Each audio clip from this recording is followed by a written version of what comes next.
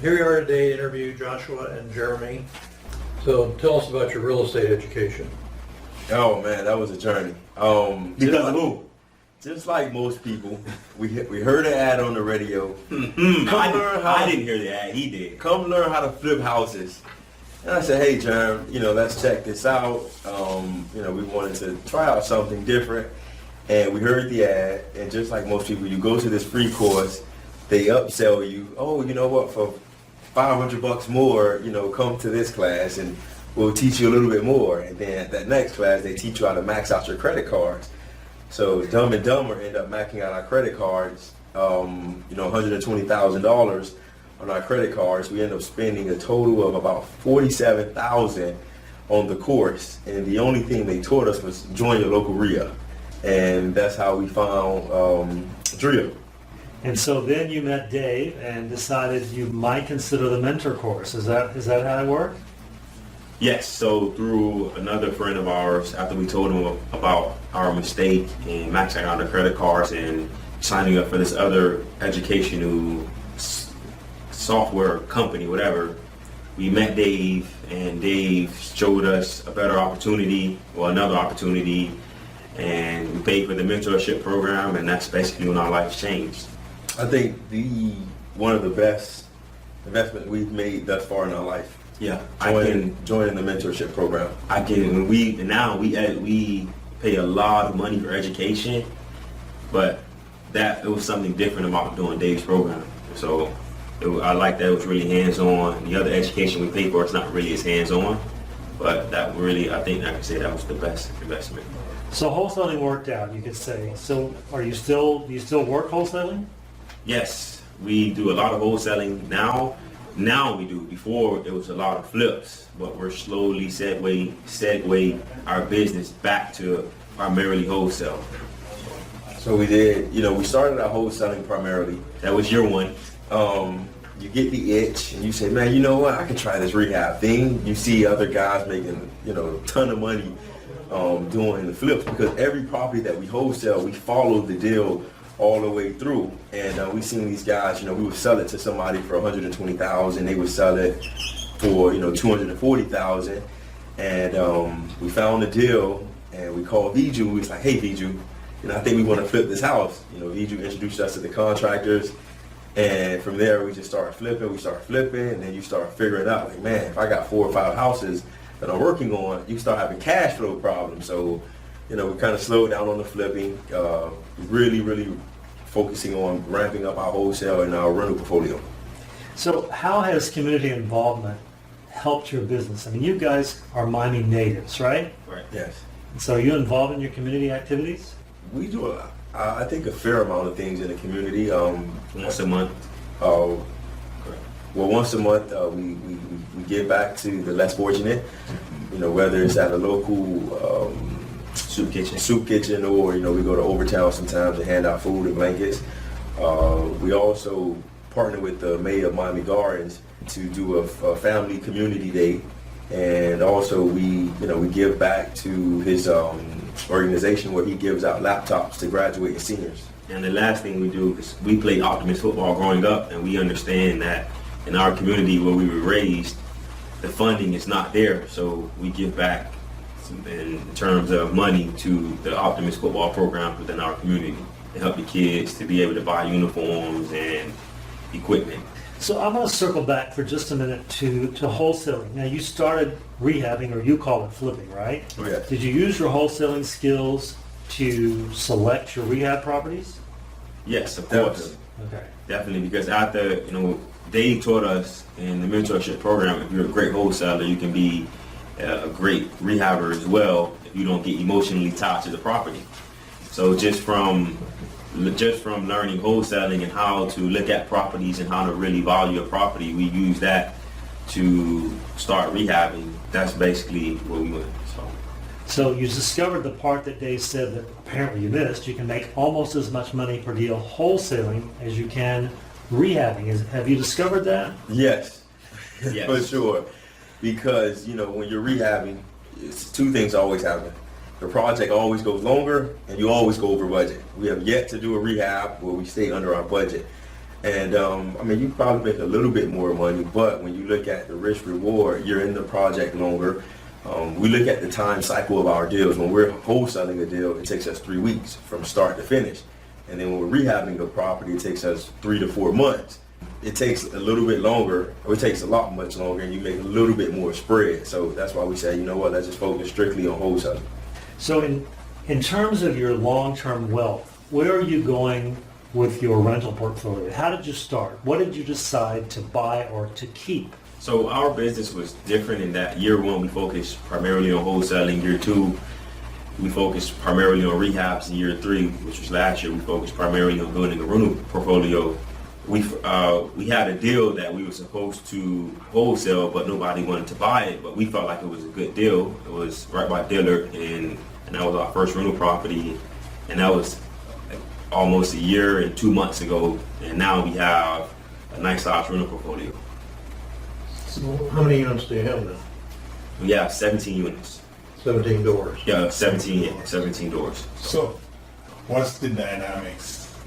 When we first started, we used to always try to do everything together until we realized, like, people see us as one person, but we really are two people, and we can do a lot more if we separate tasks. So what we did, and what we continuously work on almost every week, is we sat down and we created what is called roles and responsibilities.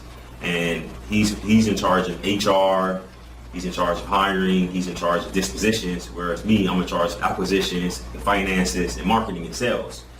And that's basically how we run our organization, and that works well for our personalities. Everybody that knows the twin, if you really know us, you know me, I talk a lot, and I use that to my advantage in sales. And Josh, he doesn't really know how to do anything, so I just leave him in the office.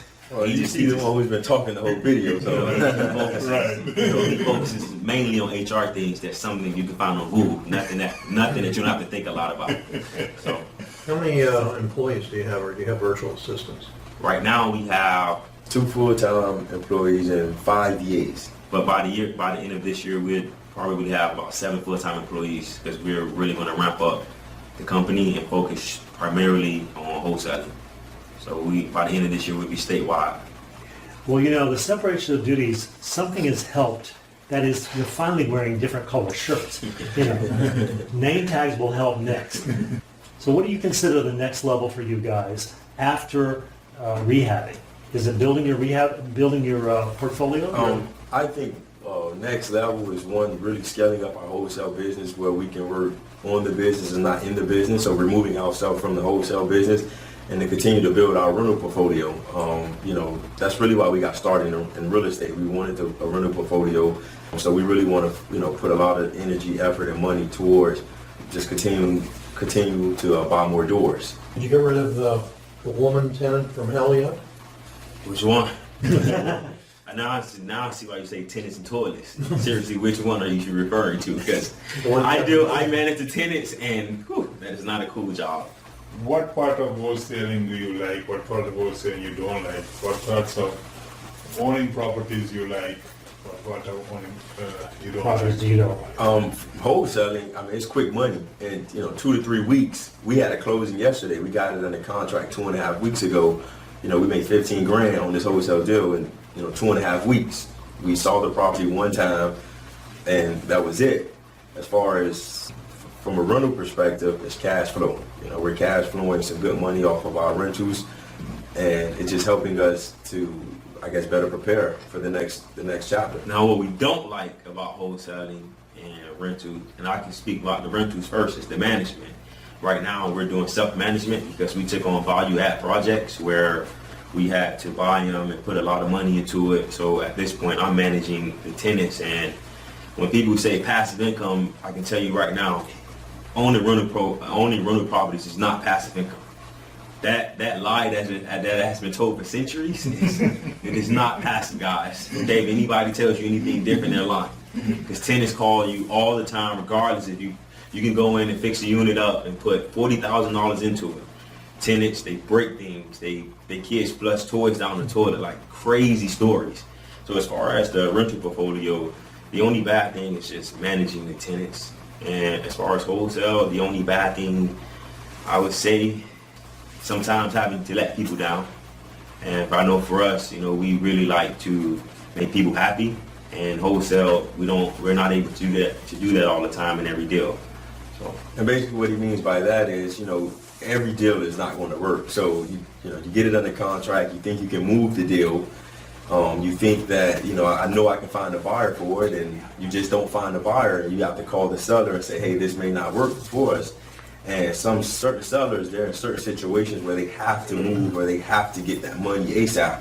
but for us, we've only been in that situation, like we're entering our 4th year in the business, we've only been in that situation about 3 or 4 times, because every deal that we do, we try to make sure that we can either sell it or we can close on it ourselves. So we try to avoid that. But to answer Viju's question, it was just letting people down those 3 or 4 times.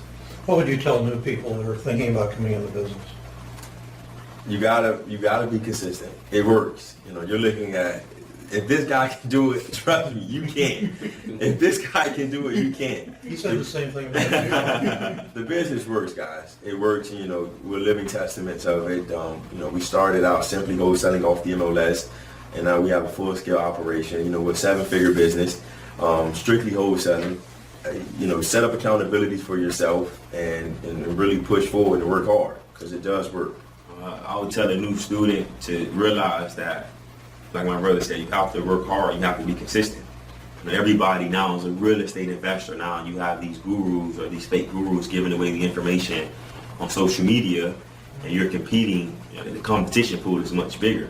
So you have to figure out how can you differentiate yourself between you and other wholesalers in this market, because now everybody is a real estate investor. So just hard work and consistency, and I guarantee, if you put in the time that you need to put in, you will reap great rewards. Help to have a mentor? For sure.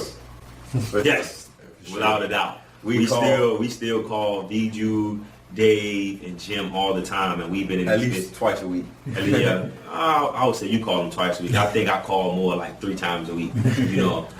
But having a mentor has been so key for us in our growth and our success, because we face things sometimes and we face a number of situations, but still to this day we come across situations like, wow, hey, what do we do here? And having that ability to be able to pick up the phone and call somebody that's been through that, or they know somebody who's been through that, is huge for us. One of the things that I observed on about you guys in your first deal, and I remember it vividly, because it was a few months, right? Yeah. But I think you fulfilled Dave's axiom of don't quit. And I think once you got over that first deal, you realized what don't quit means. We made $19,700 on our first deal. It took 3 months. No, it took 3 months to get our first deal, and both of us were working full time. So let's really say 6 months to get our first deal. But in those first 3 months, anybody who's watching this and you're out there trying to figure out how can I get a deal, I can tell you that the way I work now is way different than how I worked then. Before, I was working like a slave. Now I'm working a little bit smarter. And I would say, if you're really out there trying to get a deal, you're going to have to put in that time, because right now, the only thing that's on your side is time. I can outspend you, I can outsmart you, but more than likely, you probably will be able to outwork me in terms of how much physical energy you can put into finding that deal. Thank you guys for having us. We wish you guys the best of luck. Thank you guys for having us.